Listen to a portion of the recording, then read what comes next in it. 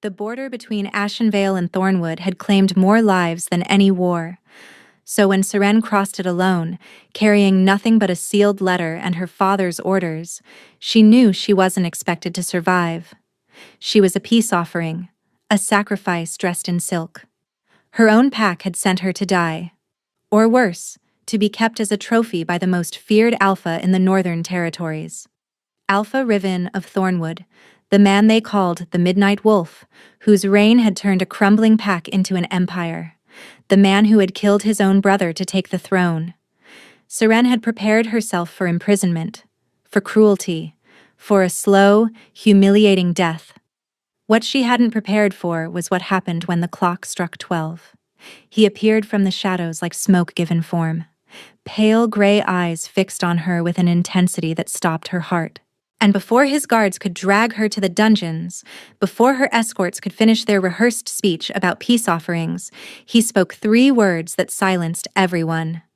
"She's my mate." The hall erupted, her own pack's envoys went pale, and Seren stood frozen, because she knew, that couldn't possibly be true. So why did he claim her? And why, when his frost-colored gaze met hers, did she see something that looked almost like desperation? The carriage had been traveling for 3 days. Seren pressed her palm against the frosted window, watching the landscape shift from the golden meadows of Ashenvale to the dense, blackened forests of Thornwood territory. The trees here grew so thick that even midday felt like twilight. Their branches clawed at the sky like hands reaching from graves. Fitting, she thought. I'm entering my own burial ground. The velvet seat beneath her had once felt luxurious. Now it felt like a coffin cushion. Every mile carried her further from the only home she'd known and closer to a fate her father had chosen for her without hesitation. Lord Aldrich Vane, Alpha of Ashenvale, had never loved her. That was a truth Seren had accepted long before she could walk. She was the daughter of his wife's affair, a living reminder of betrayal that he'd been forced to raise because killing a pup would have made him look weak. But sending her to die in enemy territory? That was perfectly acceptable. "You should eat something," Coralie said from across the carriage. Her half-sister's voice was soft, almost pitying. Almost? Seren didn't look at her. "I'm not hungry. Father says you'll need your strength. Alpha Riven's court is demanding." "Father isn't here." Seren finally turned, meeting her sister's eyes. Coralie had inherited their father's golden hair, his sharp cheekbones, and his status. Everything Seren had been denied. "And we both know I'm not meant to survive long enough for demands to matter." Coralie's expression flickered, guilt, perhaps, or discomfort. She looked away first. The carriage shuddered as the wheels hit rougher terrain. They were close now.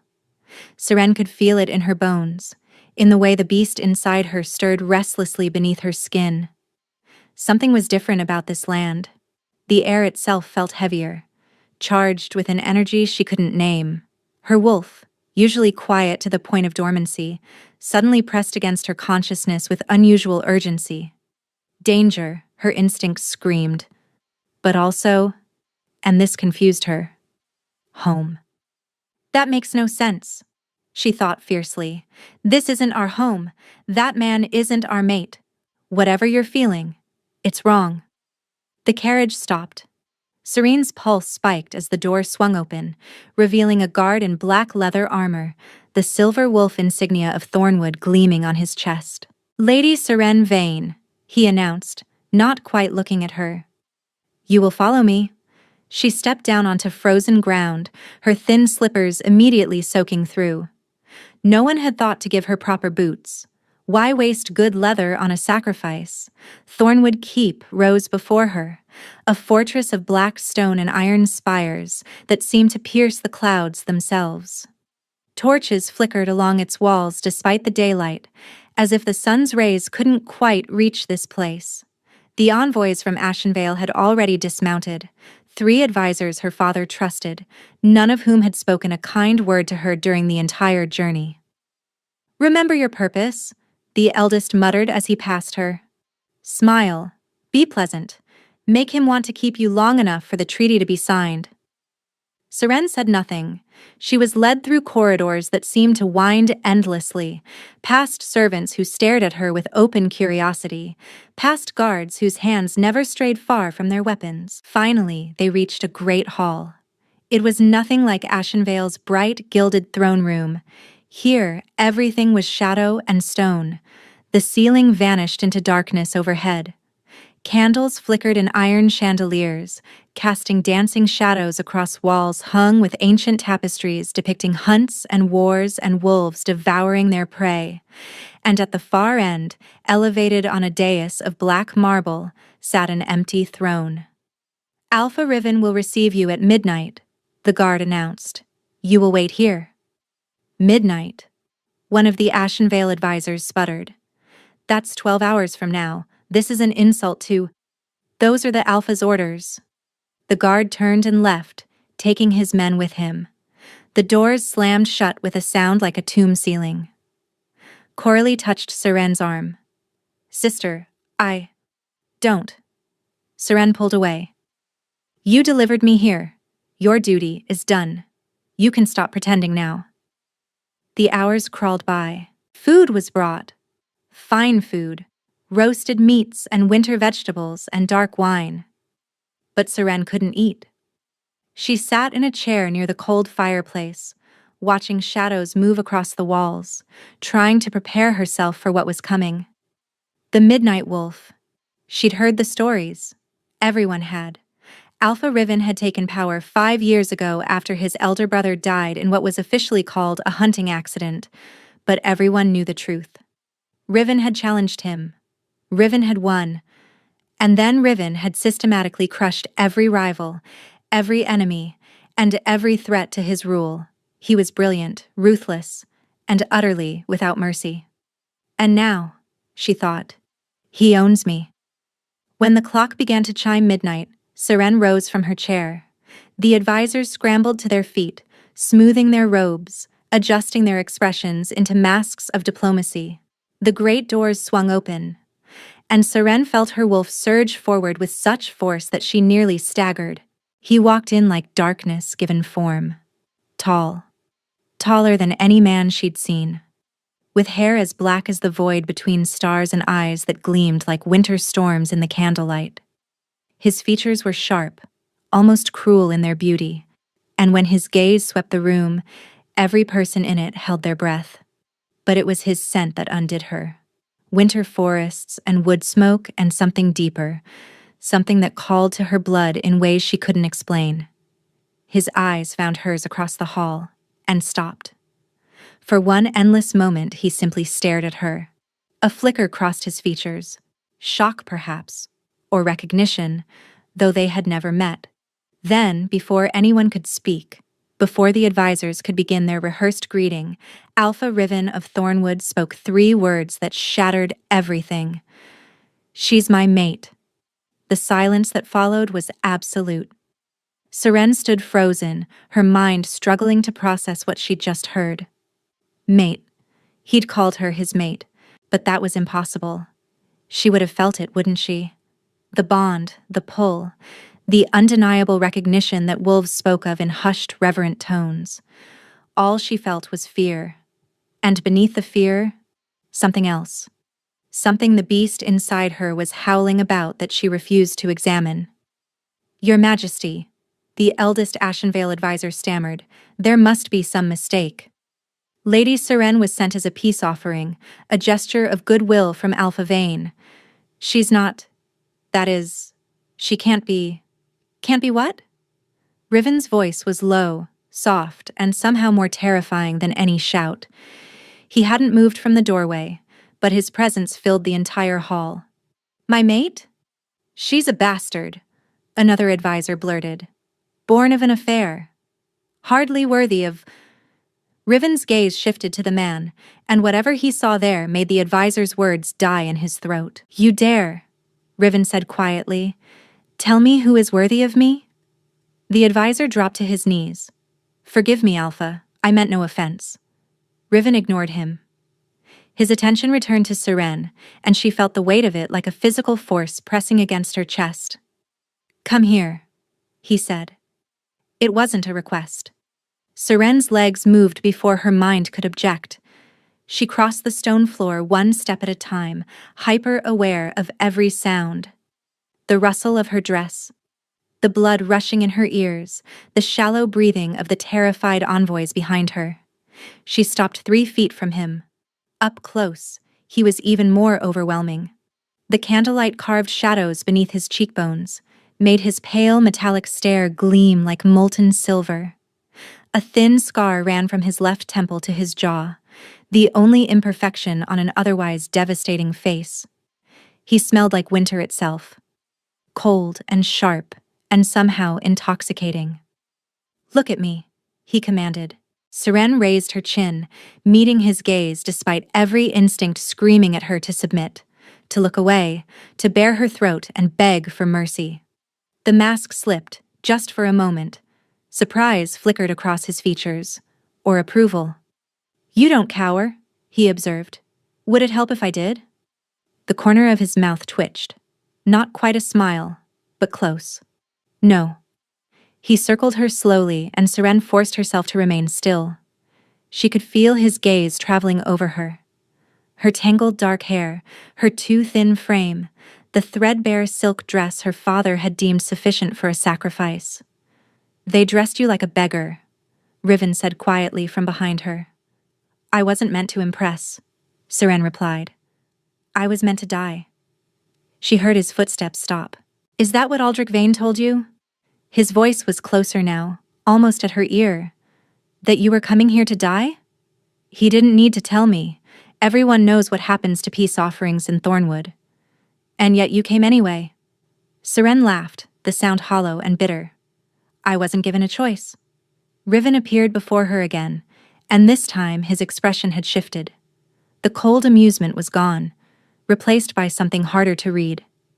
He studied her face like he was searching for something, answers to questions she didn't know he was asking. You will stay here, he said finally, in Thornwood Keep, as my mate. The hall erupted. Alpha Riven, the treaty, an advisor began, is irrelevant now. Riven didn't look away from Seren. I've claimed her. She belongs to Thornwood. If Aldrich Vane has objections, he can bring them to me personally. I welcome the opportunity to discuss them. The threat was unmistakable. Seren's mind raced. This didn't make sense. None of it made sense.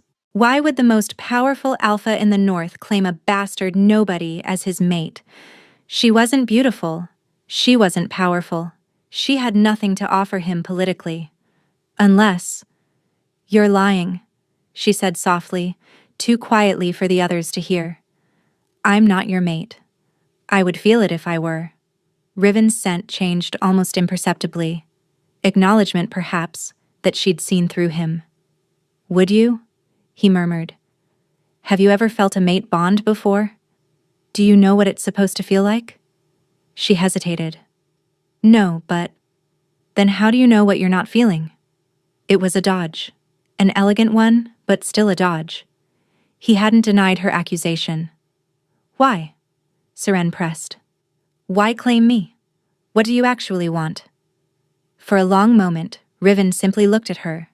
Then, so quietly that even her wolf ears barely caught it, he answered. That little wolf is something you'll have to earn the right to know. He turned to address the room. Lady Seren will be given chambers in the East Wing. She will be treated as my future queen. Anyone who disrespects her disrespects me, and I trust I don't need to explain what happens to those who disrespect me. The silence was answer enough. The Ashenvale envoys may leave at dawn, Riven continued. Inform Alpha Vane that his gift has been accepted. The treaty negotiations will proceed as planned, though the terms will need to be adjusted given this development. The eldest advisor opened his mouth to protest, then thought better of it. Coralie stepped forward, her face pale. Alpha Riven, please. Seren is my sister. Surely I can stay with her while she adjusts. No. Riven's tone brooked no argument. You'll leave with the others. But... Coralie. Seren's voice was steady, though her hands trembled at her sides. "Go home. Tell father what happened. I'll be fine." She wasn't sure that was true. She wasn't sure of anything anymore. But she knew one thing with absolute certainty. Whatever game Riven was playing, she was now a piece on his board, and she needed to figure out the rules before they got her killed.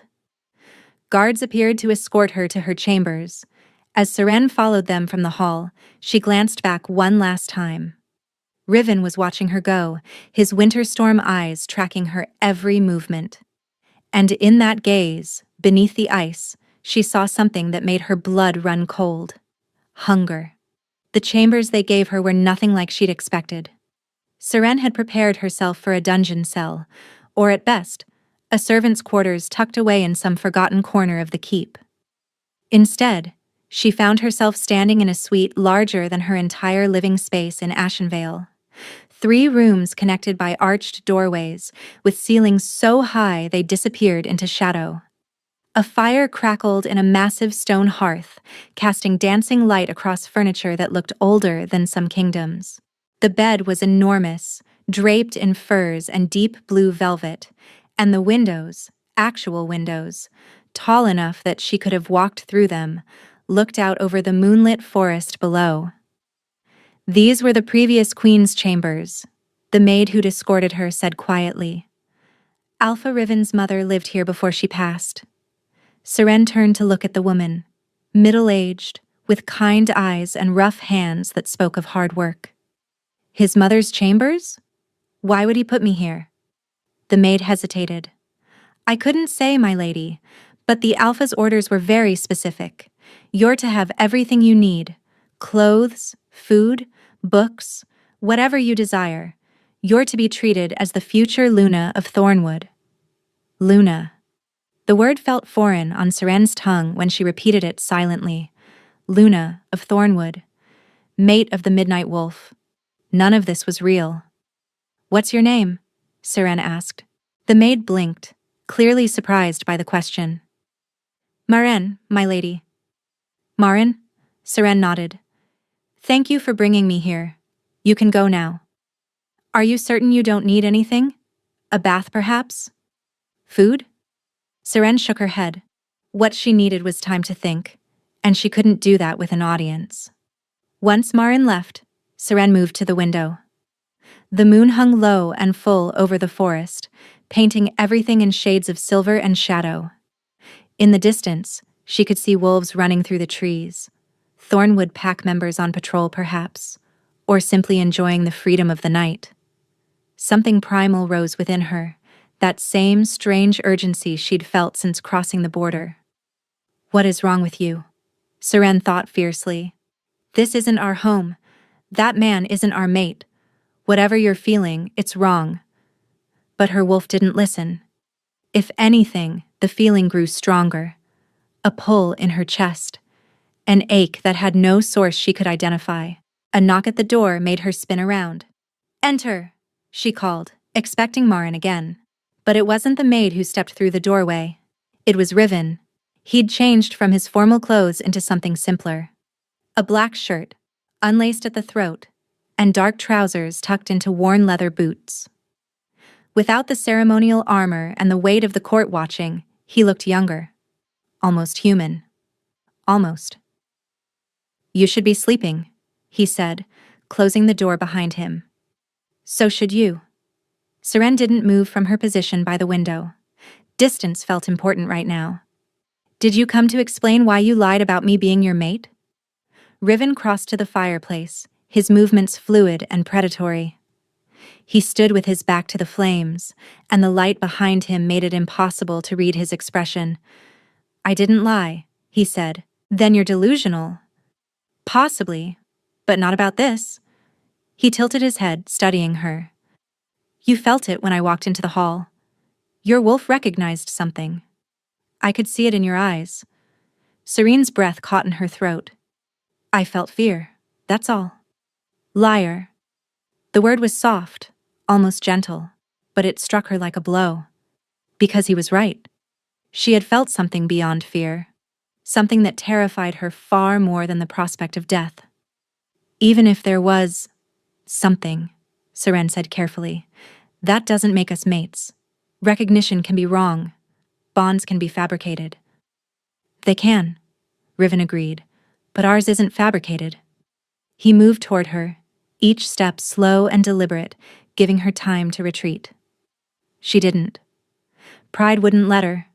He stopped close enough that she could feel the chill radiating from his body. Not warmth, like she'd expect from a wolf. Cold. Winter touched. "What are you?"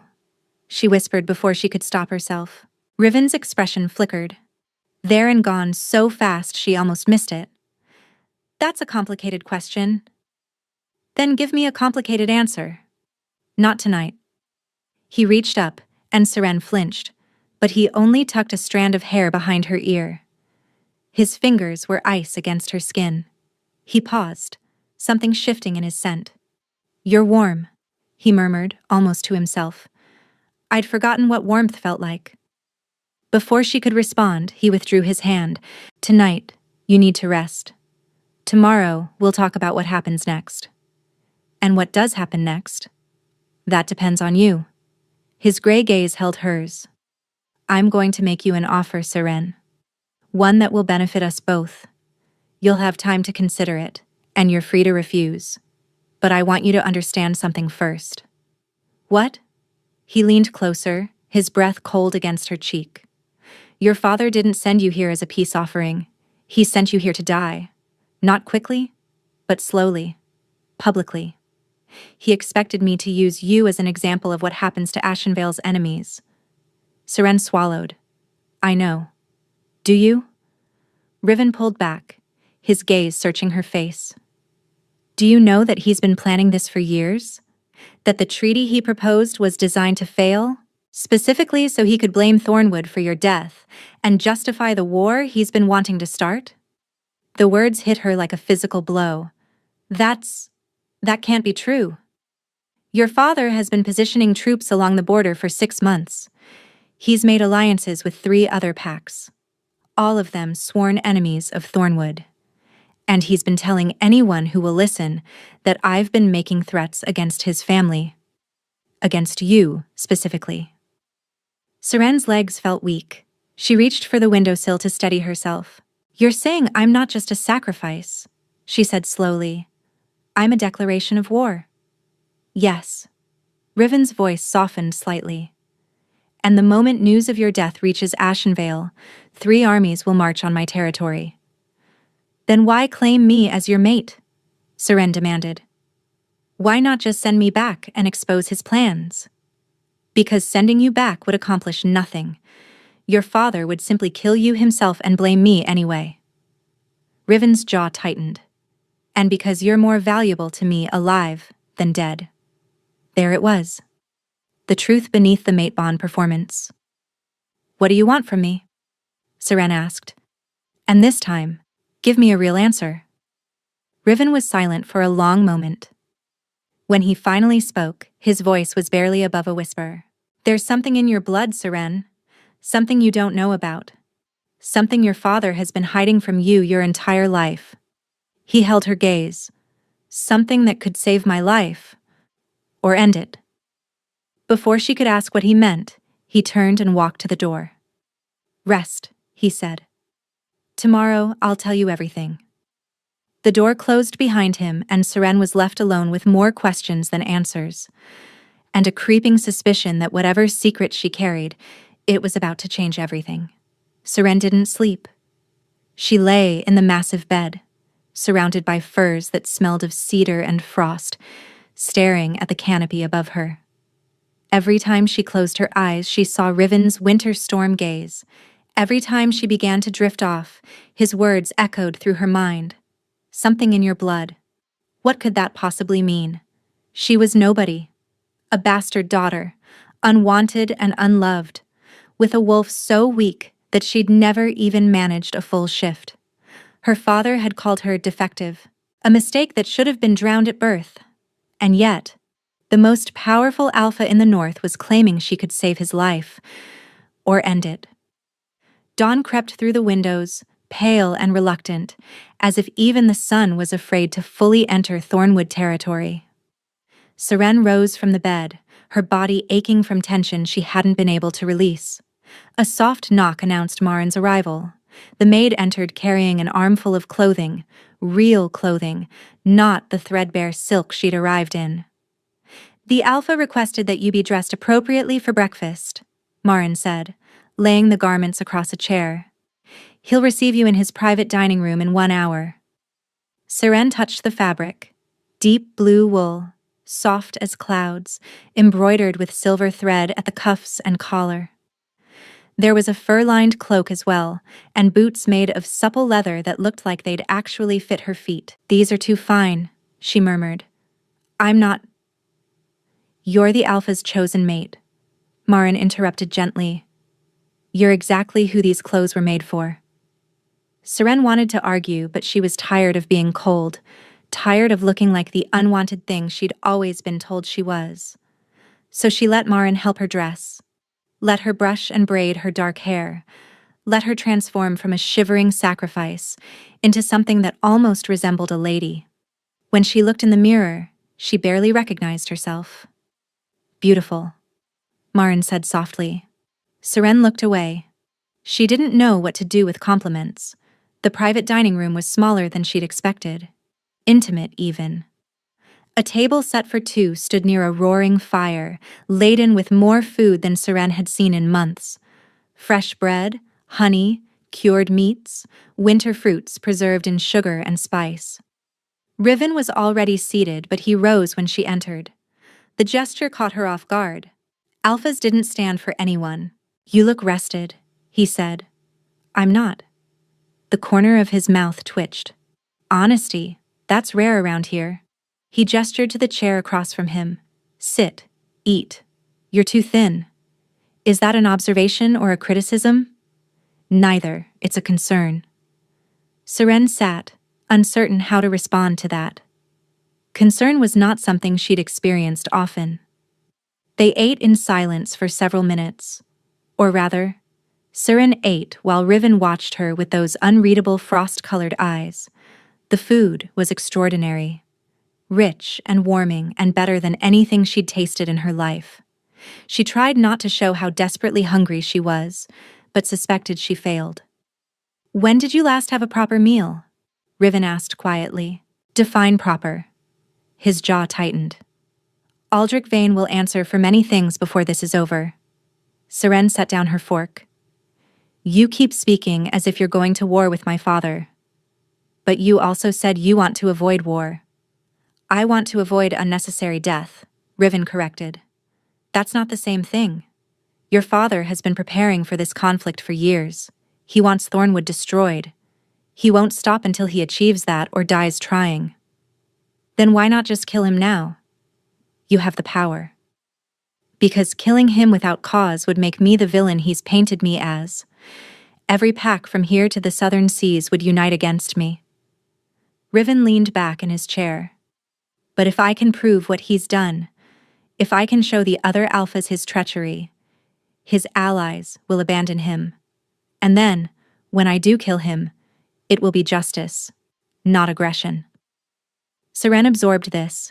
It was ruthlessly logical, coldly strategic, and it told her something important about the man sitting across from her. He wasn't a mindless monster. He was something far more dangerous. He was patient. "You said you'd tell me everything today," she reminded him. "About what's in my blood. About why you really claimed me."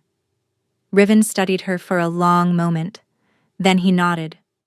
"Walk with me." He led her through the keep and out into the courtyard.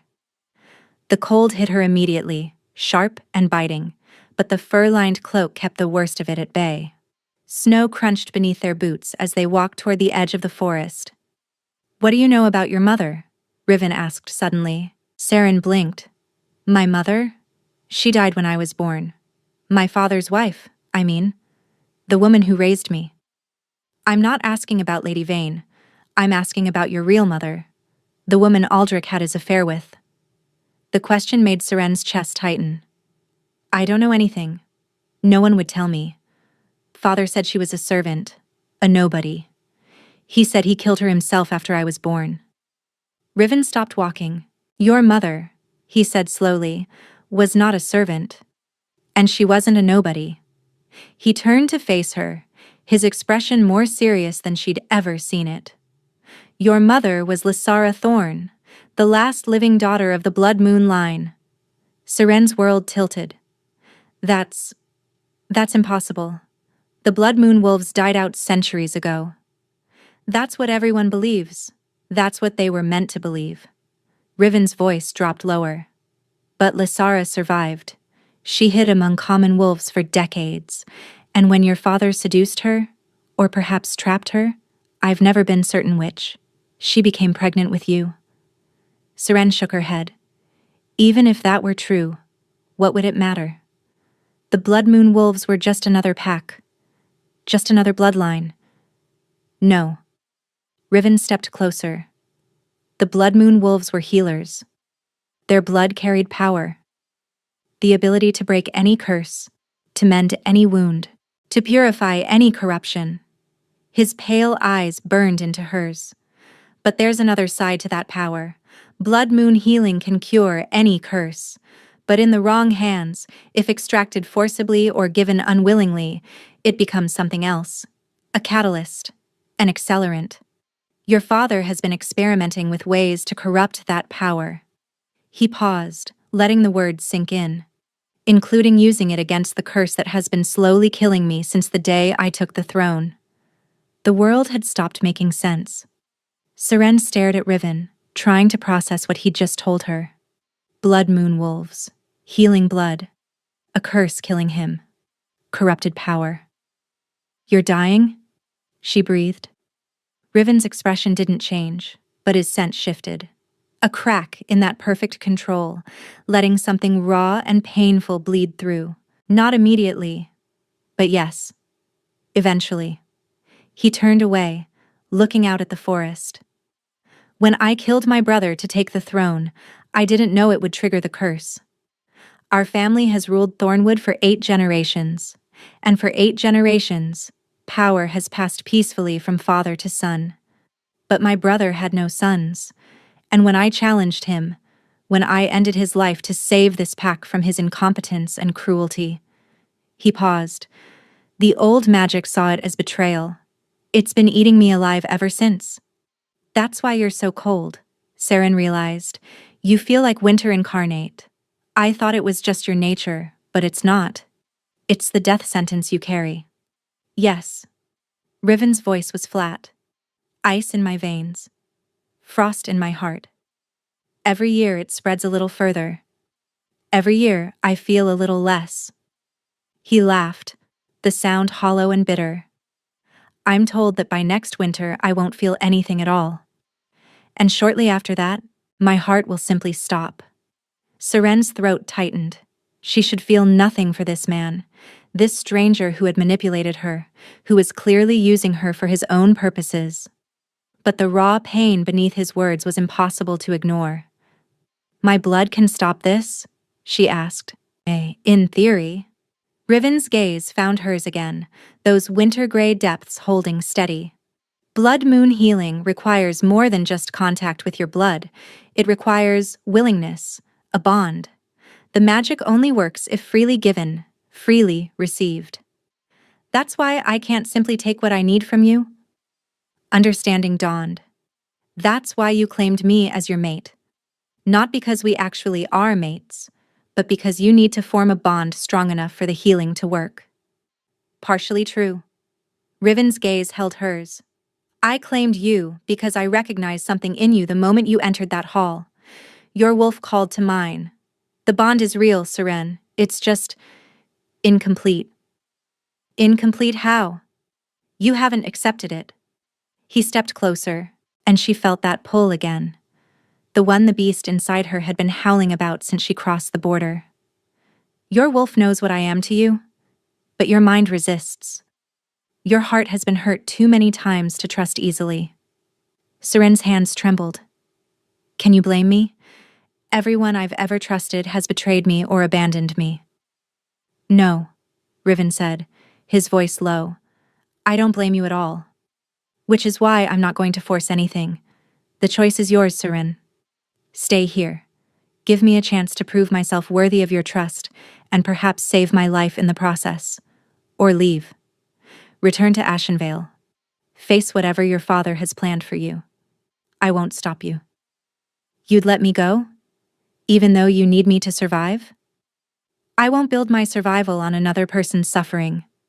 His voice was firm. I've done many terrible things in my life, but I won't do that.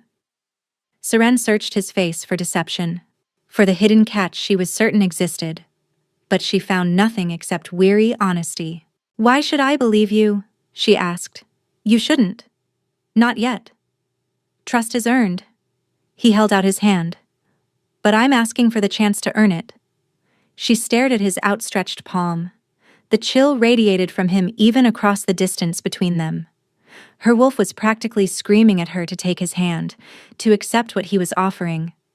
But her wolf had no experience with treachery.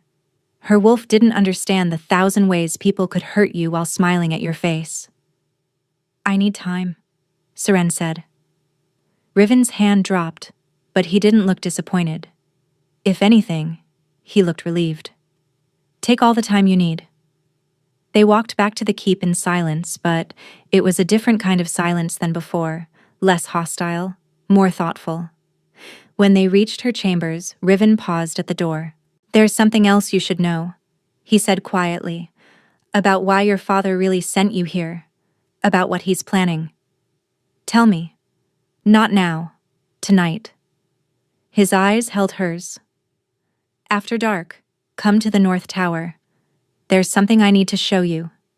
Something that will help you understand what we're facing. But be careful. Not everyone in this keep is loyal to me. There are spies, agents working for your father. If they discover what I'm about to show you... He didn't finish the sentence. He didn't need to. Tonight, Seren agreed. Riven nodded once, then turned and walked away. Seren watched him go, her mind churning with everything she'd learned. Blood Moon heritage, a dying alpha, a father plotting war. And at the center of it all, her. The bastard nobody. Suddenly the most important person in 2 territories. She almost laughed at the absurdity of it. Almost. The hours until nightfall stretched like years. Seren tried to distract herself. She explored her chambers more thoroughly, finding a small library of books in an alcove she'd missed the night before. She read, without absorbing a single word. She ate the lunch Marin brought without tasting it. All she could think about was the North Tower. What Riven wanted to show her? What secrets waited in the darkness? And beneath all of that, a quieter thought. The memory of his hand, extended toward her. The hope in his eyes when he'd asked for a chance.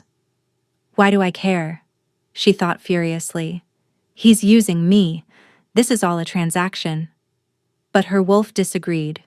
Her inner wolf had been purring contentedly ever since their walk in the forest, as if proximity to Riven had soothed something that had been agitated for years. He's our mate, her wolf insisted. Stop fighting it. He might be a monster, Seren argued back. He killed his own brother. To save his pack, to protect his people. Would you not do the same? The question disturbed her because she didn't know the answer. When darkness finally fell, Seren slipped from her chambers. The corridors were quieter now, most of the servants having retired for the evening. Torches flickered in iron sconces, casting long shadows that seemed to reach for her as she passed. She found the North Tower after several wrong turns. The staircase spiraled upward into darkness, and she climbed it with her pulse racing louder with each step. At the top, a heavy door stood slightly ajar. Candlelight spilled through the gap. Seren pushed it open. The room beyond was circular, lined with windows that looked out over the entire territory. Maps covered every surface. Maps of Thornwood, of Ashenvale, of territories she didn't recognize, and in the center, bent over a table covered in documents, stood Riven. He looked up when she entered. You came. You doubted I would? I wondered. He straightened, gesturing for her to approach. Come, see what your father has been doing while you were locked away in your tower. Seren moved to the table. The documents were letters, dozens of them, all bearing her father's seal. She picked one up and began to read. Her blood ran cold. These are troop movements, she said slowly. Alliance agreements, attack coordinates. Your father has been planning this war for 3 years, Riven confirmed. He's made deals with the Ashford Pact to the east, the Blackwater Pact to the south, and most troublingly, the Crimson Claw Pact across the mountains. Crimson Claw? Seren looked up sharply. They're slavers, butchers. Even my father wouldn't. He would. He has. Riven pulled out another document. In exchange for their military support, he's promised them something very specific. Seren took the paper with trembling hands. The words blurred before her eyes, but their meaning was clear. Upon successful conquest of Thornwood territory, all surviving pack members shall be delivered to Crimson Claw representatives for processing and distribution. He's going to sell your people into slavery, she whispered. Every last one. Riven's voice was calm, but his eyes burned with barely contained fury. Men, women, children. Anyone who survives the initial assault will be shipped across the mountains and sold like cattle. Seren's legs gave out. She sank into a nearby chair, the document still clutched in her hands. Her father was evil. She'd always known that in a vague, personal way. The cruelty he'd shown her, the hatred in his eyes. But this was something else entirely. This was monstrous on a scale she couldn't comprehend. How did you get these? She asked. I have spies too. Riven moved to stand beside her. It's taken me years to piece together his plans, and even now I don't have enough proof to convince the neutral packs. Your father is too careful. The letters I have are damning, but they're not quite damning enough. His allies could claim they were forged. Among the letters, one caught her eye, unsigned, written in a hand she almost recognized, warning Riven about Aldrich's plans. Someone inside Ashenvale was already feeding him information. What would be damning enough? She asked, setting the unsigned letter aside. Riven was quiet for a moment. A witness. Someone from inside his inner circle. Someone who could testify to what they've seen and heard. Seren understood immediately. You want me to be that witness?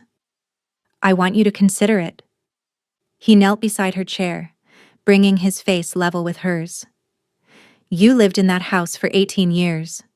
You must have seen things, heard things, even if you didn't understand their significance at the time. She had. She'd overheard late-night conversations that stopped the moment she entered a room. She'd seen messengers arriving under cover of darkness, their cloaks bearing symbols she didn't recognize.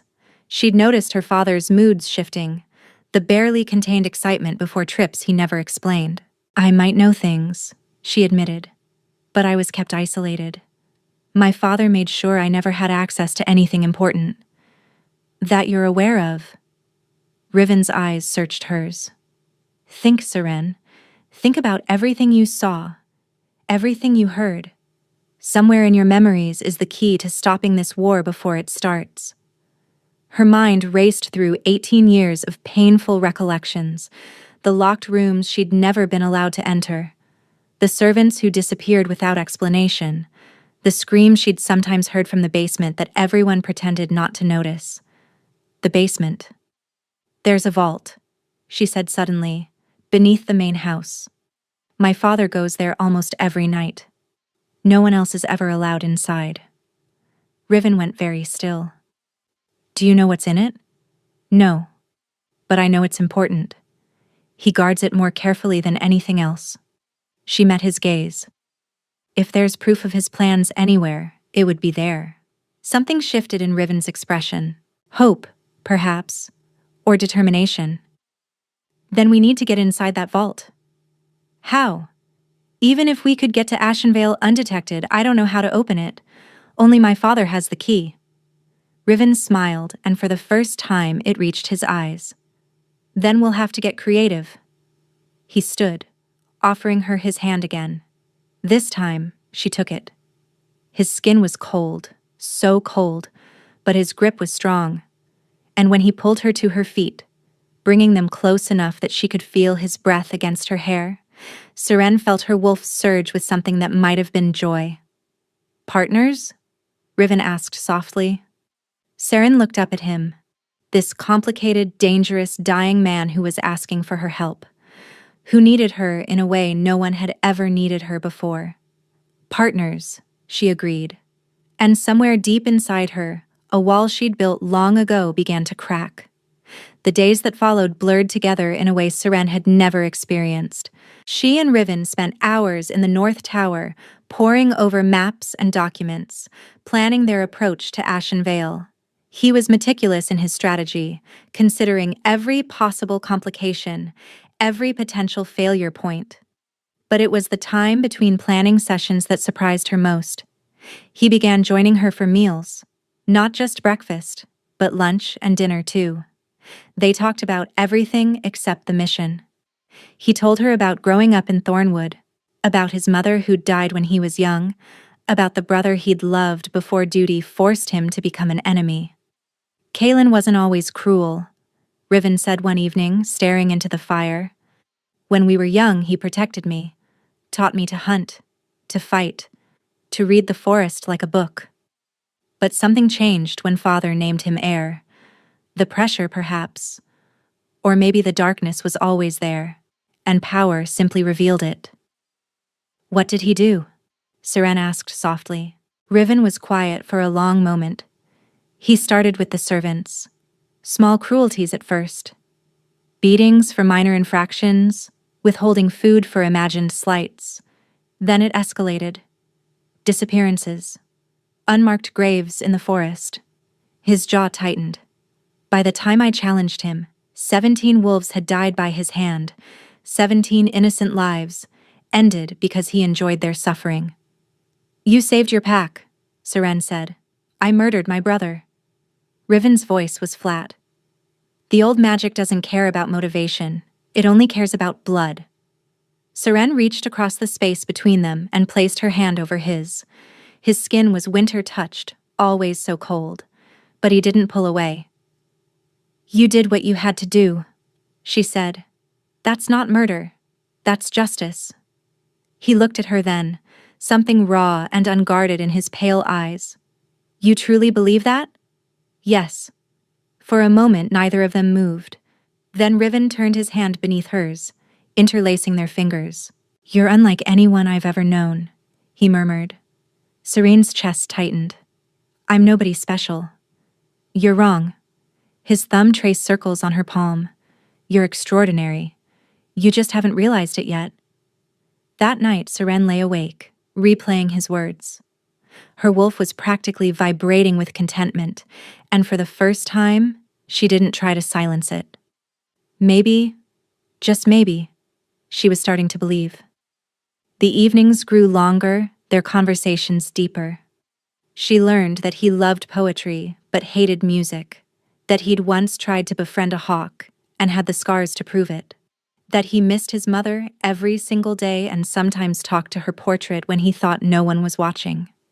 And he learned about her loneliness, her dreams, the way she'd taught herself to read by stealing books from her father's library. 2 weeks passed before they were ready for the mission. Riven had secured a small team of his most trusted wolves, warriors who'd been with him since before his ascension, who'd proven their loyalty 100 times over. They would enter Ashenvale territory under cover of darkness, approach the main house through the servant passages Seren remembered from her childhood, and locate the vault. "The hardest part will be opening it," Riven said as they made final preparations. "Without the key?" "I've been thinking about that." Seren pulled something from her pocket, a small iron pendant shaped like a wolf's head. "Lady Vane, my father's wife, found this hidden in his study when I was young. She gave it to me secretly, told me it belonged to my real mother, that it was the only thing that survived. I never understood why Father hadn't destroyed it." Riven took the pendant, examining it closely. His eyes widened. "This is Blood Moon craftsmanship," he said. "The metalwork, The symbols. This isn't just jewelry, it's a key. A key to what? I don't know.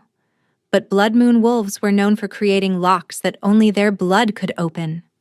He looked at her with new intensity. Your father may not have realized what he was letting you keep.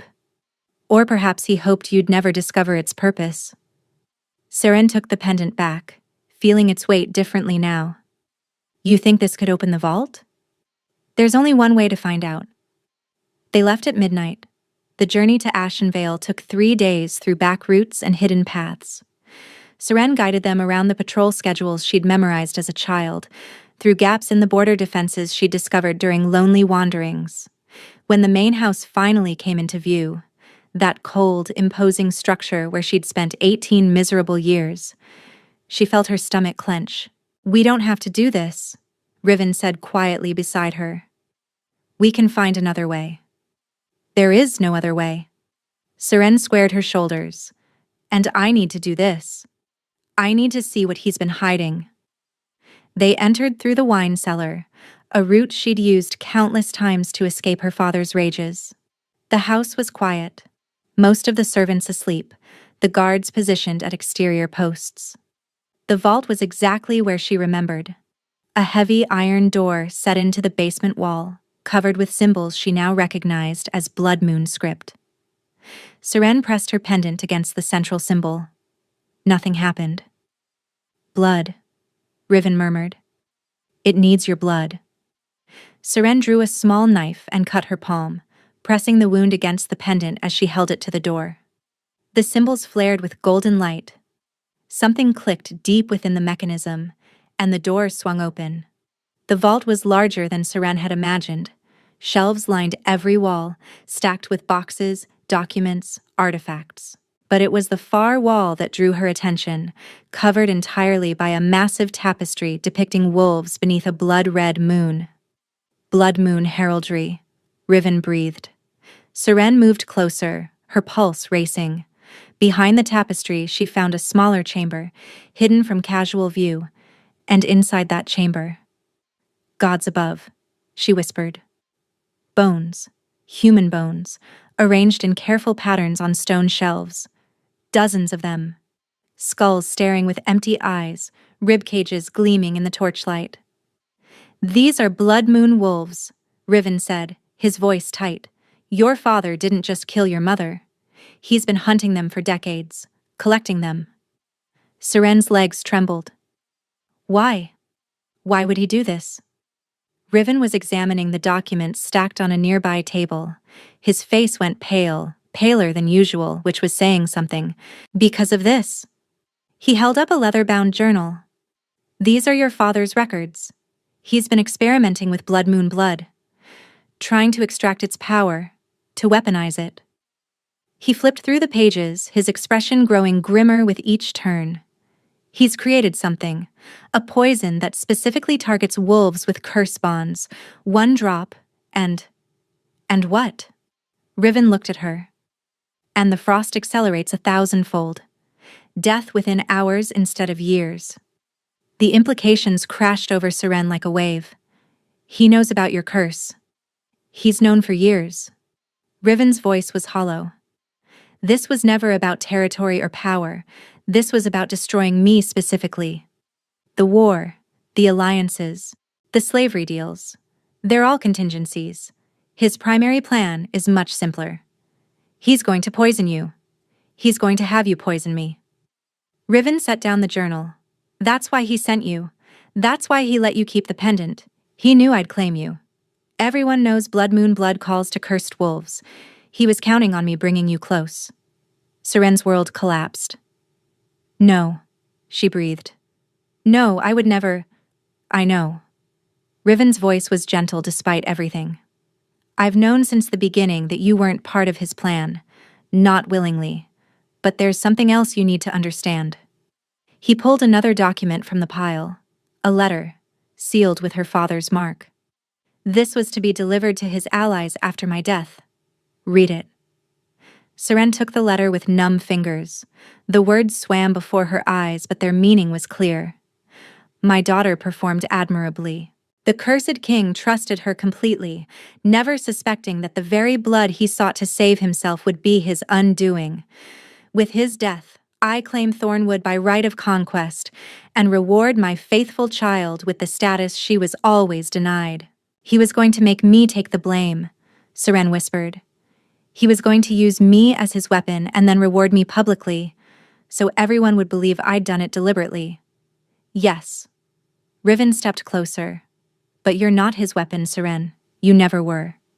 How can you be so certain? Tears burned in her eyes. How can you trust me after seeing all this? Riven cupped her face in his ice-cold hands, forcing her to meet his gaze. Because I know you. Because I've watched you these past weeks. Your kindness, your courage, your stubborn refusal to be what others expect you to be. Your father made you into a tool, but you've chosen to be something else entirely. What have I chosen to be? His thumb brushed away a tear that had escaped down her cheek. Mine, he said softly, if you'll have me. The word hung between them, heavy with meaning. Serene's wolf howled with joy. And for once, her mind didn't argue. Yes, she breathed. Riven's eyes flared with something that looked almost like relief. He leaned closer, his forehead resting against hers. Seren, he murmured. I need to tell you something. Something I should have said days ago. What? I love you. His voice broke on the words, rough and raw, as if they'd been torn from somewhere deep inside him. I know I said I needed you for your blood, for your healing power. And that's true. But somewhere along the way, you became more than that. You became everything. Seren's heart soared. Riven, She never finished the sentence. His body went rigid. His eyes widened with sudden pain. And then he collapsed, his full weight crashing against her as his legs gave out. Riven. She caught him, lowering him to the ground. His skin was colder than ever, ice forming on his lips and eyelashes. What's happening? Riven. The curse, he gasped. When I admitted, horror dawned. Admitting love accelerates it, just like the poison would have. Yes. His voice was fading. I knew the risk. I said it anyway. You deserve to know. Seren's tears fell freely now, landing on his frozen cheeks. You stupid, wonderful, impossible man. Why would you do that? Because some things? He struggled to speak, his breath coming in shallow gasps. Some things are worth dying for. His eyes fluttered closed. No. Seren shook him, but he didn't respond. No, you don't get to die. Not now, not like this. But his chest was barely moving. His heartbeat was slowing, and the frost was spreading, crawling up his neck toward his face. She was losing him. Serene's mind raced through everything she knew about blood moon healing. It requires willingness, a bond. The magic only works if freely given, freely received. They had a bond. They had willingness. So why wasn't she healing him already? She pressed her cut palm against his chest, willing her blood into him, begging the magic to work. Golden light flickered beneath her hand. But it wasn't enough. The ice continued spreading. Think, she commanded herself. What's missing? Freely given, freely received. She was giving freely. But was he receiving? He was unconscious, his mind unreachable. The bond between them was incomplete. They'd never finished the claiming, never spoken the full vows. And there was something else. Something she'd been hiding. I have to tell you something, she whispered to his still form. Something I've never told anyone. Her voice shook as she continued. You called me extraordinary. You said I was unlike anyone you'd known. But that's not true. I'm broken, Riven. I've been broken my whole life. She took his cold hand, pressing it against her chest where her wolf lived. My wolf never fully formed. I've never completed a shift. My father called me defective, and he was right. I'm half a creature, half a person. I've spent my entire life pretending to be whole while knowing I never would be. Tears streamed down her face. I was so afraid to tell you. So afraid you'd see me the way everyone else does, as something incomplete, something worthless. But I can't let you die without knowing the truth. I can't let you die thinking I'm something I'm not." She leaned down, pressing her forehead to his. "I love you," she said softly. "All of me loves all of you. Even the broken parts. Especially the broken parts." Light exploded between them. Not the faint golden flicker from before. This was blinding, brilliant, warmth and power and something ancient waking after centuries of sleep. Seren felt her wolf surge forward with a force she'd never experienced. Her bones shifted, her skin stretched, and suddenly, impossibly, she was changing. For the first time in her life, she was shifting. The transformation was agony and ecstasy combined. Her bones cracked and reformed, her skin stretched and split and healed in the same instant. Fire raced through her veins, not painful fire, but purifying, burning away everything weak and broken and leaving something powerful in its place. When it was complete, she stood on 4 legs, her paws firm against the cold stone, her senses exploding with a clarity she'd never known. Her fur was the color of moonlit silver, and she could feel power thrumming through every muscle. And beneath her paw, Riven's eyes were opening. "Seren?" His voice was hoarse, confused. "What?" She shifted back, the transition smoother than she'd ever imagined it could be. Naked and shaking, she collapsed against him, feeling warmth, actual warmth, radiating from his skin. "Your curse," she gasped. "Is it gone?" He sat up slowly, touching his chest as if he couldn't believe it. "I can feel it. The ice is gone. All of it." "But how?" "I didn't do anything except you gave me everything." His eyes were wet. The first emotion she'd ever seen crack through his control. "Your truth, your shame, your love. You held nothing back." "And you received it?" "How could I not?" He pulled her against him, his now warm arms wrapping around her. "How could I not receive everything you are when everything you are is perfect?" Seren laughed through her tears. "I just told you I'm broken." "No." He pulled back, cupping her face in hands that no longer felt like ice. "You told me you thought you were broken. There's a difference. You were never incomplete, Seren. You were waiting. Waiting for someone who could see you clearly. Waiting for a reason to become whole." She kissed him then. Their first real kiss. Warm and desperate and full of everything they'd been holding back. His hands tangled in her hair. Her fingers traced the planes of his face. When they finally broke apart, both breathless, reality came crashing back. "We're still in my father's vault," Seren said. "Yes." Riven's expression hardened. "And we have proof of everything he's done. It's time to end this." He helped her dress in clothes they found in a storage chest. Guard uniforms, ironically. Then they gathered every document, every piece of evidence that would damn Aldrich Vane in the eyes of the Wolf Councils. But as they turned to leave, a slow clap echoed from the doorway. "Touching," her father's voice said. "Truly touching."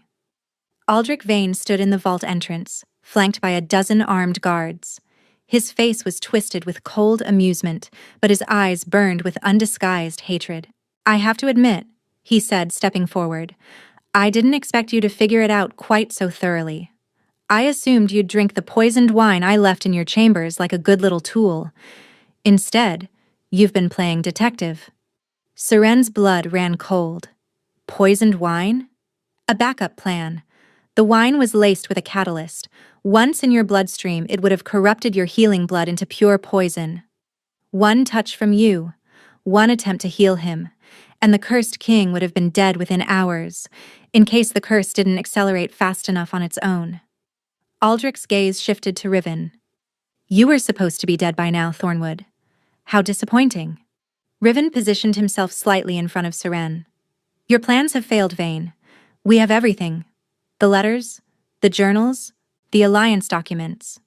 Every council in the territory will know what you've done by week's end." "Will they?" Aldrich smiled. That assumes you leave this vault alive. Which you won't. The guards raised their weapons. Father, stop this. Seren's voice rang through the chamber. It's over. Whatever you hope to accomplish. You don't call me father. Aldrich's voice cracked like a whip. You've never been my daughter.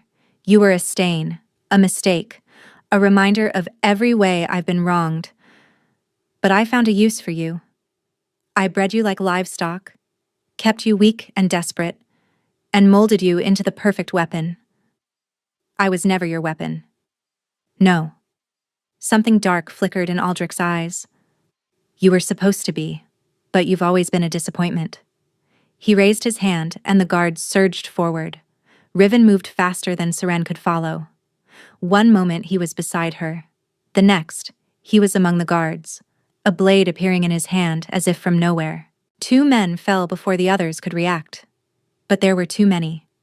Even at full strength, even with the curse lifted, Riven was only 1 wolf against 12. Seren's wolf snarled inside her. And this time, she listened. The shift came easier than before, faster, and more natural. She launched herself at the nearest guard, her jaws closing around his sword arm before he could bring it down on Riven's exposed back. They fought together, moving in sync as if they'd trained for years. Seren was smaller, faster, using her speed to distract and disable. Riven was power and precision, cutting through the guards with lethal efficiency. Within minutes, it was over. Bodies littered the vault floor. Aldrich stood alone, his confident sneer replaced by something approaching fear. You can't kill me, he said quickly. If I die, my allies will know. The war will start anyway. Crimson Claw has been dealt with. A new voice echoed from behind him. Seren looked up to see Coralie stepping through the vault door, flanked by wolves wearing unfamiliar colors. Sister? Seren shifted back, staring in disbelief. What are you? I've been in contact with Alpha Riven's people for months, Coralie said quietly. After you left, I found Father's journals. I saw what he was planning, not just for Thornwood, but for our entire territory, the slavery deals, the poison experiments, the murders. Her voice cracked. He killed our mother, Seren. Not just your birth mother. Ours too. She found out what he was doing and threatened to expose him, so she couldn't finish. Aldrich's face contorted with rage. You ungrateful bitch. Everything I did was for this family. You did nothing for this family. Coralie's voice was ice. You did everything for yourself, for your pride, for your twisted need for control. She looked at Seren. I'm sorry. For all the years I believed him, for all the ways I hurt you. I was wrong. About everything. Seren's throat tightened. Coralie. The neutral packs have already received copies of the evidence, Coralie continued. Ashford and Blackwater have withdrawn their alliance, and Crimson Claw's leadership was arrested 3 days ago by the Mountain Territories Council. Father has nothing left. Aldrich's face went white. That's not possible. I was careful. You were arrogant. Riven stepped forward, his blade still dripping. You thought you were the smartest person in every room. You thought no one could outmaneuver you. But you made one critical mistake. What mistake? Riven smiled, cold and satisfied. You underestimated her. His eyes met Seren's, and she understood. Everything. The claiming, the partnership, the trust he'd built. It hadn't just been about saving himself. It had been about giving her the power to save everyone. Aldrich lunged for a fallen sword, but Riven was faster. His blade caught the older man's wrist, sending the weapon clattering across the stone floor. Aldrich Vane, Riven announced, his voice carrying the weight of a formal judgment. You are charged with conspiracy to commit genocide, illegal alliance with slavery operations, murder of Blood Moon wolves, attempted assassination of an Alpha King, and treason against the Wolf Councils. How do you plead? Aldrich spat at his feet. I plead that you're a dead man walking. The curse will take you eventually. It always does. The curse is broken. Seren stepped forward, standing beside Riven. I broke it. And now I'm going to watch you pay for everything you've done. For the first time, real fear flickered in Aldrich's eyes. That's impossible. Blood Moon healing requires love. Seren met his gaze without flinching. Something you've never understood and never will. The trial took 3 days. Representatives from every major pack territory gathered in Thornwood Keep to hear the evidence. Documents were presented. Witnesses testified. Coralie spoke for hours, detailing everything she'd discovered in her father's private chambers. And when it was over, the verdict was unanimous. Aldrich Vane was sentenced to death. The execution was scheduled for the following dawn, but Seren asked for one final meeting. She needed to understand, needed to look into the eyes of the man who'd made her life a misery and find some explanation for his cruelty. The dungeon was cold and dark. Aldrich sat in chains, his fine clothes replaced by prisoners' rags. He looked older somehow, diminished, as if the loss of power had physically aged him. "Come to gloat?" he asked when she entered. "No?" Seren sat on a bench across from his cell. "I came to ask why." "Why what?" "Why you hated me so much. I understand about my mother. You felt betrayed, cuckolded. But I was just a child. I didn't choose to be born." Aldrich laughed, the sound hollow and bitter. "You think this was about the affair?" "The affair was nothing. A convenient excuse." "Then what was it about?" He leaned forward, chains rattling. "Power. It's always been about power. Blood Moon wolves were the greatest threat to packs like ours for centuries. Their healing abilities, their connection to ancient magic, it made them untouchable. My grandfather dedicated his life to destroying them. My father continued the work. And I was supposed to finish it. By killing them all. By absorbing their power." His eyes glinted with something like madness. Blood Moon blood can be harvested, processed, concentrated. The experiments in my journals? They were working. I was months away from creating a serum that would give any wolf Blood Moon abilities. Seren felt sick. You were going to turn yourself into a Blood Moon wolf. I was going to become a god. Aldrich's voice rose. Immortal. Unstoppable. The most powerful alpha who ever lived. And then you happened. You, with your defective wolf and your pathetic weakness. You tainted the bloodline I'd been cultivating for decades. You kept me alive because you thought you could use my blood for your experiments. Obviously, but your blood was wrong somehow. Incomplete. Nothing I extracted from you ever worked properly." He sneered. "You ruined everything just by existing. Just like your whore of a mother." Seren stood slowly. She'd wanted understanding, but she realized now that there was none to be found. Aldrich wasn't complicated or tragic. He was simply empty. A hollow man who'd filled the void inside himself with hatred and ambition. "You're pathetic," she said quietly. "You had a family. You had power. You had everything most people only dream of, and you threw it all away for an impossible fantasy. I would have succeeded. You would have failed." Seren moved toward the cell door. "Because you never understood the one thing that makes Blood Moon power work. It's not about blood or breeding or experiments. It's about connection. It's about love. And you've never been capable of either." She turned to leave. "Wait." Aldrich's voice stopped her. "There's something you don't know. Something I never told anyone." Seren paused but didn't turn around. "Your mother, Lysara, she didn't just happen to cross my path. I sought her out. I tracked her for years. And when I finally found her, she came willingly. Do you know why?" Seren's hands clenched at her sides. "Tell me." "Because I promised to protect you. She was already pregnant when I found her. She'd had a vision, a prophecy, that her child would be the one to restore the Blood Moon line to power. She traded herself for the promise that I'd let you live." The words hit Seren like a physical blow. She died for me, she whispered. She was a fool. Aldrich's voice was dismissive. Just like you. Just like everyone who believes love is stronger than power. Seren finally turned, meeting his eyes one last time. My mother was braver than you'll ever understand. And her sacrifice wasn't wasted.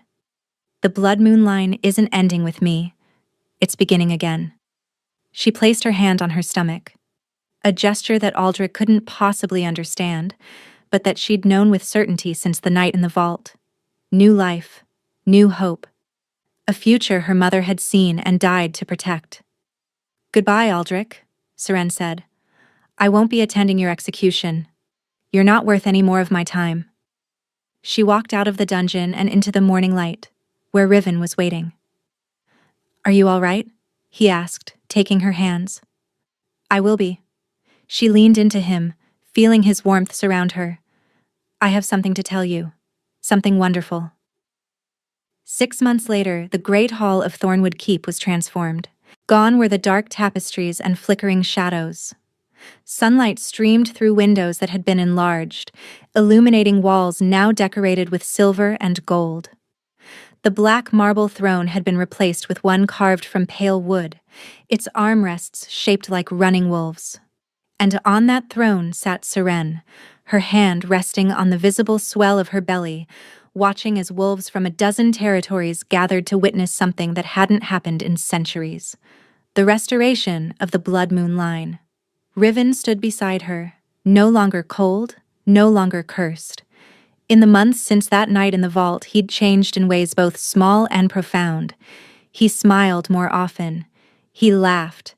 He spent hours talking to his people, learning their names and their stories, becoming the kind of alpha his pack had always deserved. Are you nervous? He asked softly. Terrified, Seren admitted. But the good kind of terrified. He squeezed her hand. You'll be magnificent.